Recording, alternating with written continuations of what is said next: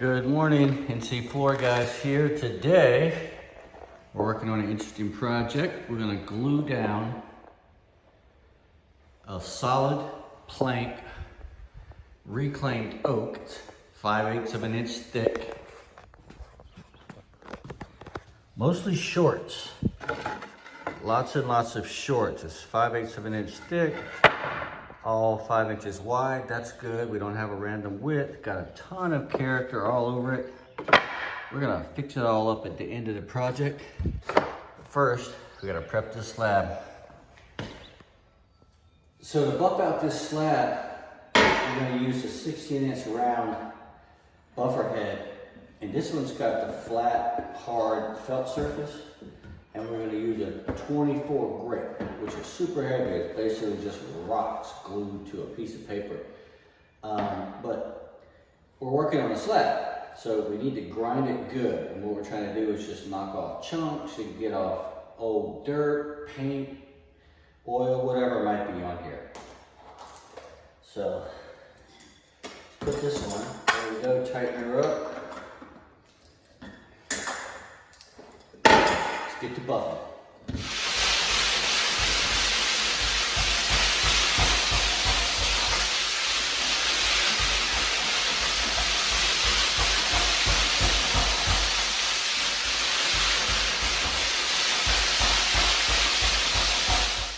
Now that it's buffed, we need to give it a good vac and we'll be ready to glue down some floor.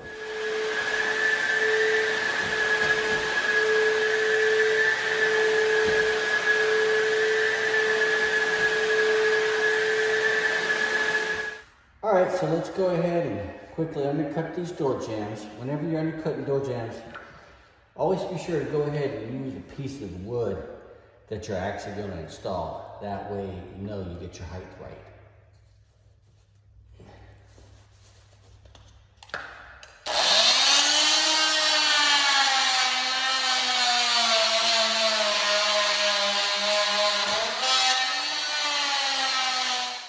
All right, these should just pop right out for you.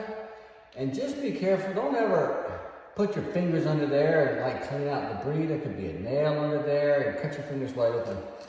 Get yourself a flathead screwdriver and knock out all that debris.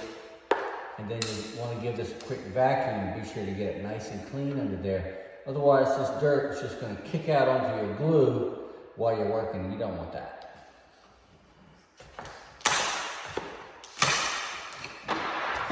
The next thing you want to do is go through your stack of flooring and pick out a large stack of long, straight boards. And we're going to use these to put down the first several rows. So what I was doing to determine whether the board is straight or not is just look down, all the way down the board. Close one eye, and you can see this one is bowed. Extremely, it curves off to the right. Now remember, we can't nail this flooring down. So this bow is not going to stay down. It's going to come off the floor. And if we put a bunch of these down, the floor is going to fail. Because our starting lines have to be the longest and straightest and most secure on the job. If we get the first 4 lines down nice and tight and the glue sets, we can just bang the rest of these in, no problem, tape them down, and we're good to go. But if they're all like this, you're not gonna be able to keep them together. No way. They're gonna come off the floor, they're gonna pull away from each other, and you're gonna have a horrible mess in your hands. Now take a look at this one. This is one of the straight ones. All right, it's straight, it's flat, it's not bowed. This is gonna lay right on the floor, just where I put it. And help me make a nice straight line all the way down this room. You gotta get these first lines in nice and straight and tight. That's crucial. Otherwise, your project's gonna be a nightmare. So get this part right.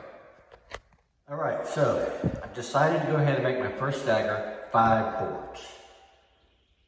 1, 2, 3, 4, 5, okay? And all of these are cut out of super straight boards. So you get those, This is just our initial layout, and then you make sure you have enough perfectly straight pieces to go all the way down. At least 2 rows thick, 3 or 4 would be even better. So the adhesive we're using today is the Woco MS260. This is a good quality glue. This glue is going to run you about $1 a square foot. Now, you should always spend a little bit more for a high quality glue than to try to skimp. This is not what you want to skimp on. This glue is literally holding this project together. So the MS260, it's a very strong adhesive. It's made for concrete, and it also has a component of moisture barrier in it. So it adds a level of moisture protection. That's why I chose this. It's a great product to use. So you need to budget probably $1 a square foot for that glue and pass that cost on to the customers. Slab floors take a lot of extra labor, and the glue is going to be expensive. So you gotta plan that into your cost. Now also today, we're using the triangle shaped trowel today. This is 6 millimeter, same as 1/4 inch. That's measured from tip to tip. This is a great trowel. It's perfect for this, for 5/8 inch solid flooring, and it's not too wasteful on the product, and it will move along too smooth. So let's get to spreading some glue.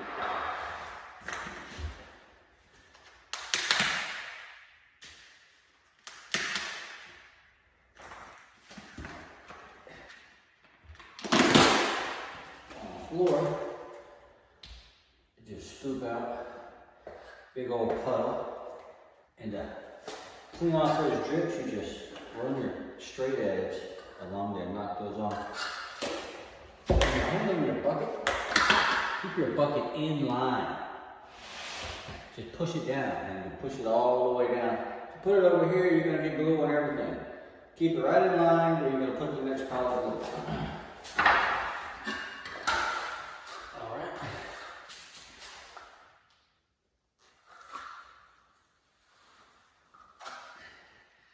You gotta get that glue right up to the edges. You want to get 100% coverage, especially on these first few rows. Alright, and this is a long room, so you don't want to spread your glue out any further than you're going to need it, because you don't want it to dry. After about an hour, it's going to start getting tacky, and it's going to become isometric.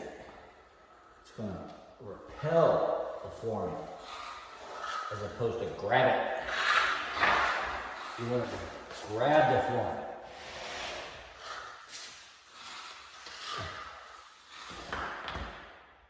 Always take lots of glue. Blue tape. You always have multiple rolls of blue tape, because you're going to go through a ton of blue tape. Alright, let's start with our first board. And we're just going to drop it in there like that. Take some white shorts that I pre-cut. This short is 5/8 of an inch thick. The quarter round that we're going to use is 11/16. So it's a little bit tight, and if we need to, we can change that to a full 3/4 of an inch material. So you got a nice big piece of trim, and this allows me to have a nice, generous expansion gap all the way around. Now this way, I've got my stoppers in here. I can push this down and back. So it's fairly well contained. It's good and solid right there. That way, I can put my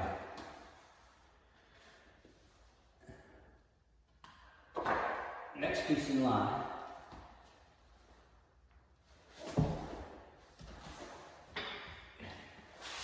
Tap it in.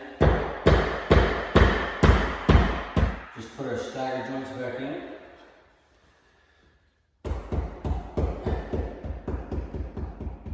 Just like you laid out earlier.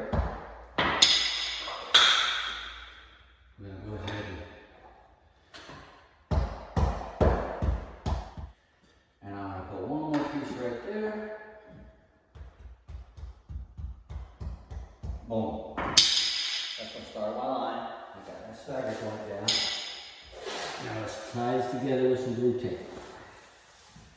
Okay, just like that.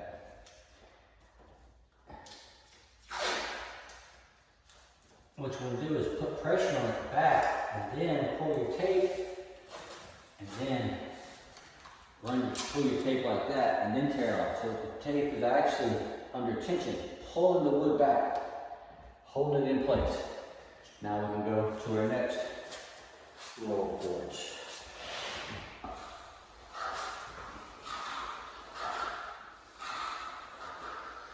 Don't forget, we're using all long straights here. Best end batch, best we can find. All right, grab on some shorts. Okay.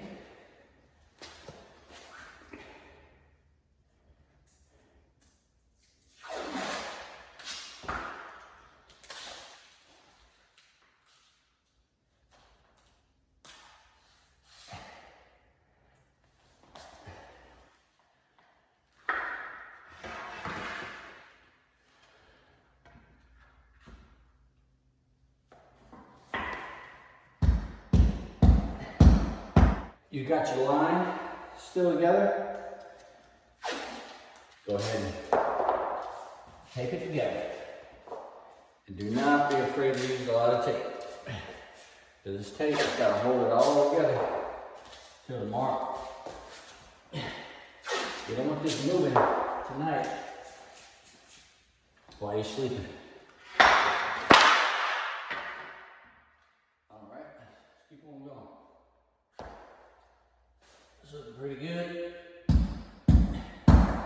Tap it in, tap it down. Okay, still going together.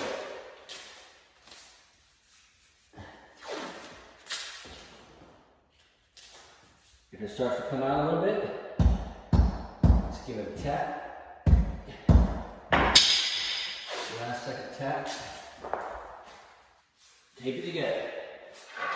But we still want to touch it up and make it very usable. Take this one down. Okay. Still tighten the middle, put some in the middle. Alright, and then I'm just going to gently tap this side. Or maybe I'll put my tape on it, push it with my hand, and just hold it in place while I put that down. And that way you can kind of minimize your gappage. Still got a little bit down here, but right here looks good. Let's go ahead with the next piece.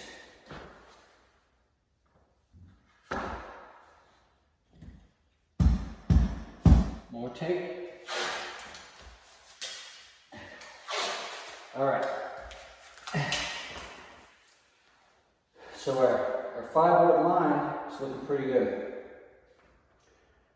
Let's just keep on doing like this all the way down.